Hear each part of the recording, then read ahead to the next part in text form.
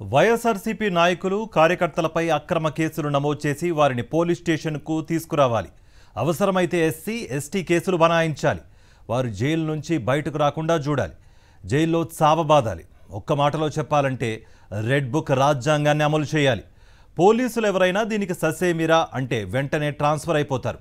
ఉమ్మడి గుంటూరు జిల్లాలో ఇప్పుడు నిత్యం ఇదే జరుగుతోంది. కూటమి ప్రభుత్వంలో పల్నాడు జిల్లాలో హింసాకాండ కొనసాగుతోంది. ముఖ్యంగా మాచెల్ల, గురజాల నియోజకవర్గాల్లో ఇది తారాస్థాయికి చేరుకుంది. వైఎస్ఆర్సీపీలో యాక్టివ్గా ఉన్న సోషల్ మీడియా కార్యకర్తలతో పాటు ఆ పార్టీ నాయకులను అక్రమ కేసుల్లో ఇరికించడం, స్టేషన్కు తీసుకొచ్చి చావబాదడమే ప్రభుత్వం పనిగా పెట్టుకుంది. 5 ఏళ్ల క్రితం జరిగిన ఘటనలపై కూడా ఇప్పుడు కేసులు నమోదవ్వడం, వాటిలో వైఎస్ఆర్సీపీ నాయకుల పేర్లు చేర్చి వారిని జైలుకు పంపడమే పనిగా పెట్టుకున్నారు పోలీసులు. గురజాల నియోజకవర్గంలో ఇది మరింత ఎక్కువగా ఉంది.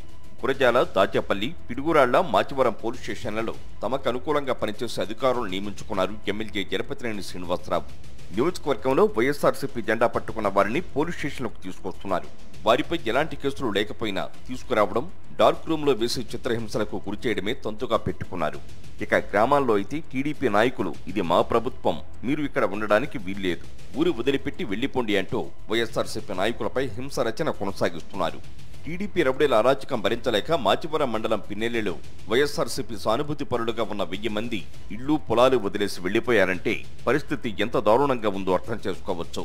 వైఎస్ఆర్సీపీకి పట్టున్న జూలకల్లులు అయితే ఆ పార్టీ సానుభూతి పరులు ఊరు వదిలిపెట్టి వెళ్లిపోవాలంటూ దాడులు చేస్తున్నారు. కాళ్లు, చేతులు విరగ్గొడుతున్నారు.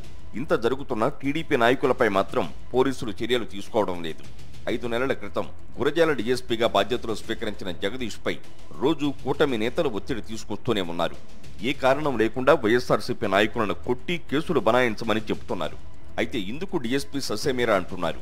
గురజాల, దాచేపల్లి, పిడుగురాళ్ల సీఐలైతే మీరు చెప్పినట్టు చేయాలని మేము చూస్తున్నాం, కానీ డీఎస్పీ మాకు సహకరించడం లేదని జరపతినేనికి ఫిర్యాదు చేశారు. డీఎస్పీ అడ్డు లేకపోతే మీరు చెప్పింది చేస్తామని సీఐలు అన్నట్లు పెద్ద ఎత్తున నియోజకవర్గంలో ప్రచారం జరుగుతోంది. దీంతో ఓ పోలీసు ఉన్నతాధికారి డీఎస్పీని పిలిచి చెడామడా తిట్టినట్లు పల్నాడులో గుసగుసలు వినిపిస్తున్నాయి. ఇది జరిగిన 24 గంటల్లోనే గురజాల డీఎస్పీని బదిలీ చేశారు. 2 రోజుల క్రితం ఓ కేసులో వైఎస్ఆర్సీపీ నాయకుడు, మాజీ ఎంపీ గోరంట్ల మాధవ్ను గుంటూరు నగరంపాలెం పోలీసులు అరెస్ట్ చేసి నల్లపాడు పిఎస్కు తరలించారు. మాధవ్ను పరామర్శించేందుకు నాయకులు వెళ్లినా కలవనివ్వలేదు.